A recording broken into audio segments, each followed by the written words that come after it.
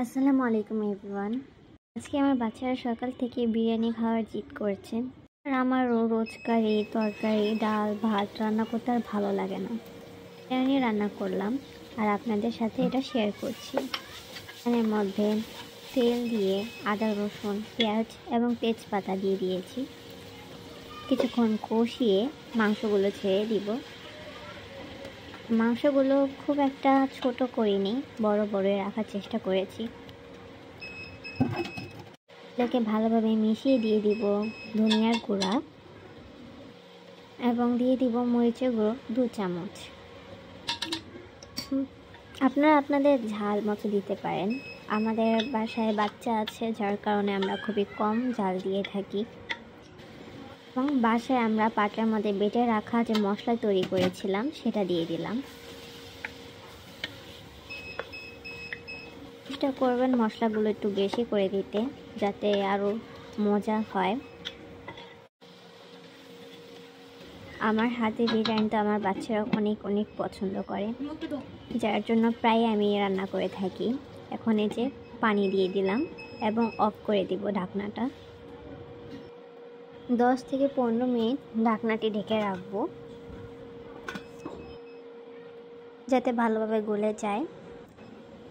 এবং এই তো ভালোভাবে সিদ্ধ হয়ে গিয়েছে সব মাংসগুলো এবং মশলাগুলো মাংসের ভিতরে ভালোভাবে ঢুকে গিয়েছে। ভালোভাবে নেড়ে চেড়ে দেখব যাতে নিচ তলায় না লেগে যায়।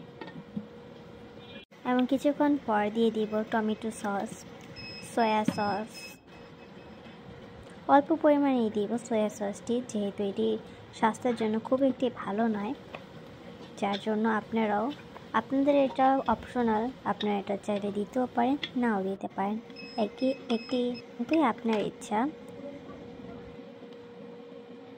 এখন দুধের মধ্যে লেবু চিপিয়ে দিচ্ছি যাতে দুধটা ফেটে যায় এবং এটা দিলে ঘন হয় এবং খেতে অনেকটাই মজা লাগে।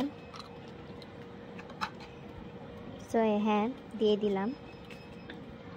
এখন ভালোভাবে নাড়বো চাড়বো এবং জিনিসটা অনেকটাই ঘন হয়ে এসেছে, আপনারা দেখতেই পাচ্ছেন। এখন কাঁচামরিচ দিয়ে দিব। এখন কেটে রাখা কিছু আলু এবং গাজর দিয়ে দিচ্ছি। এভাবে তো গাজর দেওয়া হয় না, বাট আমি আজকে ভাবলাম দিয়ে দিই। অর্ধেক চামচ পরিমাণ বিট লবণ দিয়ে দিব। দেখতে পাচ্ছেন ভিডিওতে কতটুকু পরিমাণ দিয়েছি। এখন ধুয়ে রাখা পোলাও চালগুলো দিয়ে দিব। ভাবে নেড়ে চেড়ে এটাকে মিক্স করে নেব ভালোভাবে মিক্স করে নিব, যাতে প্রত্যেকটি পোলার দানা মশলাগুলোর সাথে মিশে যায়, ভালোভাবে লাগে, যাতে স্বাদটা আরও বাড়ে, বৃদ্ধি পায়। এবং দিয়ে দিব অনেকগুলো কিশমিশ। আপনারা চাইলে আরও অনেক কিছু দিতে পারেন। এখানে আলু বাখারা দিয়ে দিচ্ছি, কেউ জাফলং দেয়, বাট আমাদের বাসায় যেগুলো ছিল আমরা সেগুলোই দেওয়ার ট্রাই করছি। আমি আগে থেকে গরম করে রাখি পানি, সে পানি দিয়ে দিব সিদ্ধ হওয়ার জন্য, যাতে পোলাওটি ভালোভাবে সিদ্ধ হয়ে আসে। এবং এখন ভালোভাবে নেড়ে চেড়ে ঢাকনাটি লাগিয়ে দিব এবং সিদ্ধ হওয়ার জন্য অপেক্ষা করব।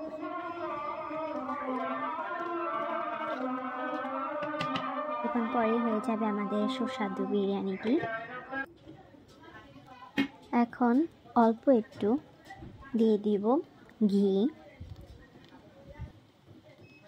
বিরিয়ানির স্বাদ বাড়িয়ে দেয় এবং ঘ্রাণ বাড়িয়ে দেয়। দিয়ে দেব জলটি, কেওড়ার জল। আমার বাচ্চারা তো খেয়ে আমাকে অনেক প্রশংসা করেছে আমার বিরিয়ানির। আমার হাজব্যান্ডও অনেক প্রশংসা করেছে।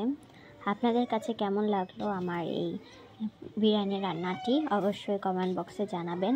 এবং এই পর্যন্ত ভিডিওটি দেখার জন্য আপনাদের অসংখ্য ধন্যবাদ। আমার পাশেই থাকবেন, আমাকে সাপোর্ট করবেন। সবাইকে ধন্যবাদ এবং টাটা।